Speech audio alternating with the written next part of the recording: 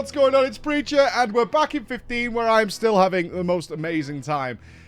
I did some stories. So we started yesterday being carless, and it made sense to me. It's like, they're probably going to give the car back really quickly because it's such a big feature of the game. So I'm going to push on with that. But the first thing I had to do was meet Daddy Ramuh. We like Ramuh. Still my favorite boss of all of A Realm Reborn.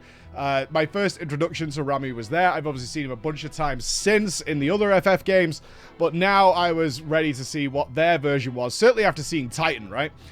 So I got on my Chocobo, which I'm loving, by the way. I think it is such a genius move to have the car very, very obvious on the face of it as the go-to way of traveling around. And it is massively inferior to the Chocobo.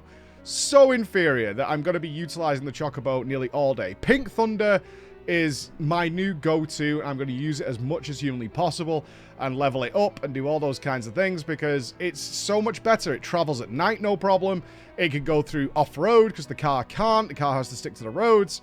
And it can do all those wonderful things. The car is great for fast travel, but the Chocobo is forever. So I strapped onto my Chocobo, which I wasn't that bothered about, but I did want the car back, because if I want to clean up the side content, which I'm enjoying a lot, I need to do need to be able to fast travel, because the map's too big, right? Simple as that. So I went off and touched all the stones of Ramuh, which then gave me the power of Ramuh, and I had no idea what that was. Great. But after we did that, and it was like, okay, we've made contact with Ramuh. And then Cindy calls and's like, I know where your car is. It's in a base. Once again, I touched on this yesterday, but this is essentially like playing FF14, but like the more updated single-player version. Like, it's great. It feels like we're attacking a Garlemald base. It's exactly what it feels like. It's exactly what it would look like going in there, and it was awesome. It was super good. Despite the fact it started with a stealth section, which thankfully, and I mean this, it kind of handheld you through. Great. Almost got through it in stealth. Didn't quite. Not surprising for me. I'm terrible at stealth. I have no patience, and I just don't care. And eventually just butchered everybody in there, which is fine. But it actually ended in a worse way. As we came to the conclusion, this actually is the tutorial for summons. Now, I thought, when this happened, first of all, it's absolute genocide. It is one of the most over-the-top attacks ever, as Ramuh just causes a nuclear apocalypse upon the base.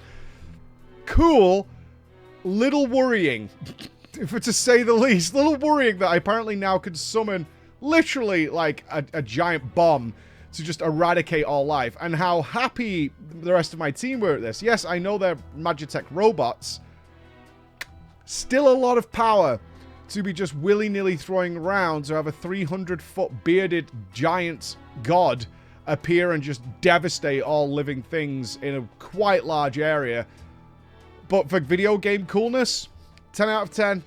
Moral concerns, also a 10 out of 10. Very morally concerning as this. And I did get the car back, which was great. So that was pretty awesome. Finishing up that story, though, it was like, we're going across the sea. Met Arden again. And at-home Thancred, like Wish Thancred. Ravos, or whatever he's called. Just looks like Thancred. Where they, again, the indication is they need me alive. They need me to do something. Because I've now awoken Titan and defeated him. I've now got Ramuh under my power. Arden is definitely a wizard because he, like, teleports in, looking to steal my power in some way. And he looks like he's enthralled fake Thancred. Scamcred, we'll call him. Scamcred is also, like, a part of this deal. So, story-wise, I get what's going on. But I'll be honest with you, I kind of don't care. I kind of don't care. The story is doing what it's doing, but the story keeps telling me messages like, so if you carry on with the story, you won't be back for quite some time. And I know Arden says, oh, well, next time we'll meet, it'll be across the sea, which means we're leaving this map. And I'm like, I've still got a million things to do here. Cindy wants to supercharge the car. I still have to find my beans. The beans is a big deal. There's a ton of recipes. There's Chocobo races. There's loads of hunts to do. And frankly, I've not really uncovered a lot of the map. So I decided, you know what? I've done quite a bit of the MSQ. One chapter. I think we're on chapter 4 or something. And I now want to explore because there's a lot of stuff going on. And now I have the Chocobo. So what I did is I started to look at areas of the map I hadn't been to yet, and try to be efficient about it. So look at the map, go through the quests. Where's like the closest density of quests to do? Go there, get up to things. This exposed something bizarre. I turned a corner and heard someone yelling. I go inside, and initially I'm just so happy to see Big Fat Chocobo.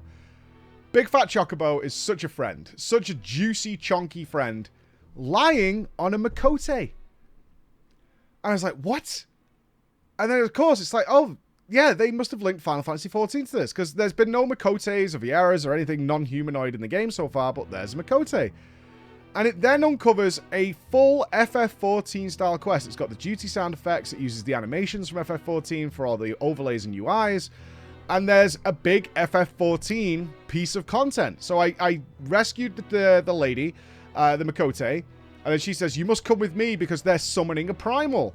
And we need to put a stop to that. And I'm like, no way, this is so cool. Was like, well, we have to do this, right? Like, everyone's like, will you please go and do the story? I'm like, no, we have to do this, right? So I rock up to there. Level 45 minimum, though. Bugger. And I'm like level 20-something. I was like, really? You gotta completely block me here? Fine. So on the to-do list is to see where that goes, because there's now Makote, and she gave us a link pearl, and he's like, what the hell is a link pearl? What is going on here? All confused as to what's going on, and then I think it was Ignis is kind of down with the cat girls at some point, which was great. So exploring actually uncovered more of these crossovers. I do wonder if there's a Nier one, because Nier's soundtrack's in the game. I've seen the Tomb Raider one, which confused me a lot, is occasionally in the photographs Lara Croft will show up in the background. But the next one was not my cup of tea, and apparently it wasn't your cup of tea either. During the exploration process, I just heard Hisu Hisu, very anime weeby style. I was like, uh-oh, what is this? And I saw a glowing platform, very similar to the jails from Elden Ring. And I was like, okay. So I clicked on this thing, and it said, do you want to go off to save the world or something? But bear in mind, you won't be back for a while. I was like, well, it's weird and interesting. I didn't know it was a crossover at the time. I thought I just stumbled upon some interesting piece of content. So I was like, I'll go and check it out. This was atrocious. And I swear to you now, I've played through this whole thing. And what made me kind of sad about this is the people who were like, why is this like Final Fantasy 15 stream, like, one, so popular? And let me go and crap on Final Fantasy 15, right? There's a lot of people around that who like hate Final Fantasy 15. And they're seeing a lot of people watching Final Fantasy 15. Like, I'm going to go in and crap on it, right? It's a typical kind of Twitch goblin that floats around. This didn't help because this was awful. Again, I can't tell you what game the crossover was. It was someone called Sarah who was awful. Just awful. Walking around with these marshmallow penis creatures that spoke in silly language. Apparently, this was Namaguchi's mobile gacha game that they made, and this was the crossover to advertise it in some way, and it was so bad it like shut down really quickly, and just wasn't good, and it just was basically like looking for whales to spend money on it. And they put in this really rushed, I mean super rushed, animations were all over the place, the dialogue was just ridiculous, she was useless. It was just a whole bad thing of really over-the-top sort of Japanimation type stuff. And I didn't dig it at all. And neither did, like, any of my viewers. Like, this is awful. It just played badly. It didn't fit. It was weird. It wasn't exciting. And, yeah, it was... I mean, the good thing is it gave me a really nice sword out of it. But other than that, it was pretty garbo. Really sad about this one. Very disappointed. At this point, though, I was camping and I had the Chocobo. And I was like, do you want to feed your Chocobo? I was like, oh, okay, I'll feed the Chocobo, sure. And I gave it some Curial Greens. I discovered that the best way to win is through performance-enhancing drugs. Because this roided up, juiced up Chocobo was extreme. And as I was making my way to do something, I, by accident, pure accident, ran past the Chocobo farm where the races are. I was like, oh, I wonder, and we should science this, if we roid up the Chocobo at the campsite and then go into a Chocobo race, does it keep its roids? Yes, it does. And it turns out the secret to win every single Chocobo race very, very easily by literally finishing them with over a minute to spare in some cases is just to juice up that Chocobo. I won every race back-to-back first time, even making some calamitous errors because my Chocobo was too fast. Literally too fast for what the game was intending. And so it, like, jumped over some of the jumps by miles. And when I had to do some, like, platforming at the very end, it just, like, it was so hard to control. But it did it, and it was like, yeah, you've got a minute or so left. My Chocobo is now a general. He is strapped to... Pink Thunder has all the general's tags. And this just made the Chocobo even better, because it is not only, like, more convenient than the car, it is, like, 5 times faster than the car now, and you can just go anywhere you want. It's phenomenal. Chocobo God is on form, and now he's giving me stat buffs. I got him to, like, level 7. He's, like, giving me stat buffs. He's kicking things in combat. Pink Thunder takes no prisoners whatsoever. The final thing I wanted to do this day was, again, explore, because I got my Chocobo, right? And he's roided up and he's going wherever he wants to go. And I was like, oh, there's some weird places on the map. So going to the outpost uncovers, like, things in the area, right? And by doing this, I'd found a couple of dungeons, which was really nice, because they have some Royal Arms. I'm still not interested in the Royal Arms particularly, and it's something I need to check out, because I'm picking them all up, but I'm not bothered.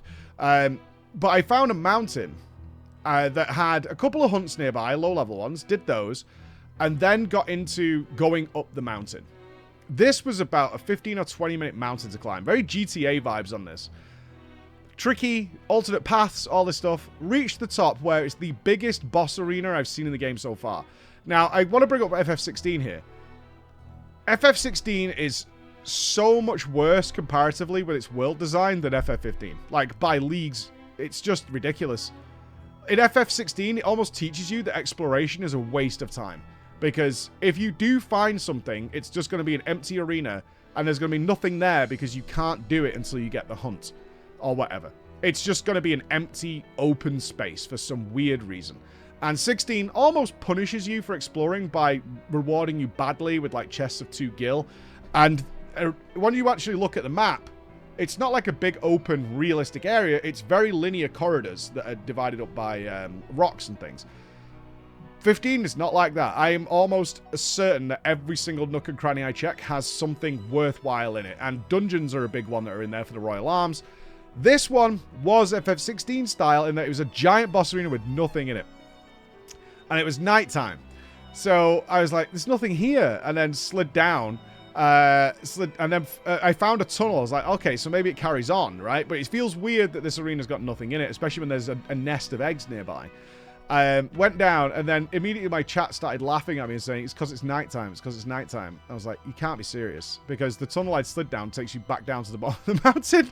I was like, you can't be serious. Like, yeah, you went at nighttime, la la la la. So I was like, right, okay, we're going back up the mountain. Up we go all the way there. Camped out at the top, so it was daytime. Still nothing there. And then it was Pepe laugh again. Yeah, you need the hunt. And I was like, God damn it, man. I mean, obviously, I was getting trolled. I was getting absolutely trolled. But I do know of this place. It was cool. And I did find an alternative path, which led me to a Royal Arm. So not a complete wasted trip. It was fine. I do want to talk about the last thing today is the first real issue I found with the game. And this is a big one, unfortunately. I've really enjoyed the combat system so far. I'm starting to use magic a little bit and destroy things. I had a hunt at the bottom of the mountain, which was on the way back to town, which was to kill 6 wasps. Apparently, if you've played this game and you've done this, you know the fight I'm talking about, because it is unfortunately the clearest demonstration of everything that is wrong with this combat system. In general, the combat system is really good. You have charge, so you have 0 downtime, right? It's called Warp Strike, where you just literally teleport to the enemies. So if you beat one, you're fighting one, or you want to switch targets, you have lock-on that you can cycle through with the stick. It's not perfect. It's not like anywhere near as good as you get in a FromSoft game, but it's good enough. And you can move around the targets. You can circle behind them, so it's got some tactics. So you can use blindside links, which do extra damage. You can link up with other attacks and do all kinds of stuff. It's got the technique system, so you've got limit breaks that you would have like in FF7 style. It's got all these kinds of things. The big issue with the game is that if you have packs of enemies that attack very quickly, it becomes nearly impossible to control your character. And it's a real shame, because it becomes an absolute frustrating mess. Now, the way they've tried to get away with this, and it now makes more sense why you can do this, is you have something called phasing and blocking, where you hold down the dodge button and you just hold it, and it will, Nupss will just automatically dodge everything that's attacking him, pretty much. He will just instantly move to left or right, and you're just holding one button to make that happen. However, you're obviously not doing any damage doing that, and it drains your mana. So, what you want to be doing, ideally, this is what the game wants you to do. It doesn't want you to hold down the button. You can, but it doesn't want you to do that. What it wants you to do is recognize the animations of the enemies, see what they're doing, and then press it like at the last second, like you would parry or something like that. Or dodge appropriately like you would do in Bayonetta or even in Dark Souls. And this enables some more functionality. So if you dodge that way, you leave behind like a hologram, which distracts enemies, so you easier get behind them, things like that. And then, so you should be dodging, parrying, and striking, right? To actually do DPS. When there's large packs of enemies that attack very, very quickly, even releasing the dodge button for, like, to lift your thumb up and press the attack button because you've dodged something, will get you hit. And you don't really have much in the way of iframes, and you can be chain hit and just die, especially if they're relatively higher level to you. Now, these weren't particularly high level. I think at this point we were like 29, and these were 32. That's not a big deal in this game. We've defeated level 50s already, to give you context. And it made this fight just the most frustrating mess possible. What added on top of that is their stings, if they did hit you, gave you confusion, so you kind of lose control of your character, and also poisoned you, which constantly ticks damage down. And their aerial, which is a little bit awkward, certainly to chain attacks, because they're all attacking you at once. And it very much felt for a long period of time that I just couldn't do anything. Like, my character was almost uncontrollable during this period of time. And the NPCs were just chain dying all the time, because they were having the same issue. Like, you could just get constantly peppered and barraged. You can have 5 or 6 attacks land on you within the space of lifting your button up to do something else. Your character will just get hammered and die. So you have to keep chugging potions endlessly. I think this fight's something like 30 potions. What amazed some people who... Because obviously, this is something that happens a lot with live streaming, is if you're doing well, people think the fight is easy. It doesn't matter how well you're playing, right? That's the thing we're taking away from here. If you play really well, the fight looks easy, and people will visually observe this as fight being really easy. This is not a Twitch-only thing, by the way. This also happens with, like, world first kills, because you're watching the kill where everything went well, and it doesn't look that hard. What you're missing is, like, the 500 attempts it took to get to that level, right? You're missing that. If for some reason you're getting your arse hammered to you, you're playing badly, right? And people get a little frustrated, and that's when a lot of backseating happens. Oh, I would do this, and this, and this. And I could see this was the first time in the game people were like, oh, you're doing badly. And then at the end of it, it was A+ across the board of how we played. I did win. And people were confused. I'm like, you guys don't realize that in order to do this, I had to do maybe something like several hundred perfect dodges to be able to have this happen. Not just holding the button, but to do it properly in order to strike initially and throw magic and things like that to make this happen, to get the A+. Like, how did you get A+? You got your ass kicked. So I was like, because we did a lot in this fight to make it work. That's my own ego stroking. Coming back to it, though, it's a real problem with this combat system, because their hitboxes are not great. I talked about that in a different video. This isn't this fight that highlighted that. I told you in previous videos is like the hitboxes aren't great, and you can just take a lot of damage seemingly from nothing. And you're like, I'm not sure what hit me there. I think it was like the side of its body hit me or something, even though it shouldn't have. That happens quite a bit. But it's forgivable because, one, you can chain potion in combat, and you can get back into combat very quickly. So, with like a one singular large enemy, not a big deal. This, though, oh, God. And I'm dreading... I think next time a fight like this comes along, we're just going to use Mega Magic to just try and AoE everything down and forget about it, because this combat system is not conducive to packs of rapid attacking enemies. And it was the first time I was genuinely frustrated with the game. And I'm really quite sad about that, because up until now, everything has been wonderful. So I'm going to put that behind me, and hopefully it doesn't happen again, and learn from it. So, like, just get out of it quickly. Use more resources. Just get rid of it. But that's where we are today. My next goal, honestly, I want to do a lot of side quest stuff. I really do. I've got mountains of hunts to do. I'm really rank 4, I think, on hunts. I'm not doing fishing, obviously, but the cooking is also going really well. I've heavily invested into it because the cooking buffs almost double your character's statistics. I don't care too much for XP. We've got loads of XP, or it feels that way at least now. We're like nearly level 30, and the MSQ is like level 10 or something. So I'm just going to be heavily investing into food. So I'm going to spend a lot of points to extend the food buff duration, because often when I'm out exploring, I'll then stumble on across a dungeon, and you want that food buff going through the dungeon, but if you discover it late, it's going to run out. So I'm going to invest a lot of points into that. Then I'm going to actually work on the combat things, because just having food buffs up a lot is tremendous. It's so powerful and it's so good, and we have all the resources to do it, so I'm going to utilize it. So my next investigation is probably to uncover most of the map and find more dungeons and things like that. Then we'll see where it takes us. Literally, I'm just going to let the game show me where it wants to go. And eventually, we will be able to do the FF14 thing, which should be super fun. All right, so love you guys, and I'll see you later. Bye.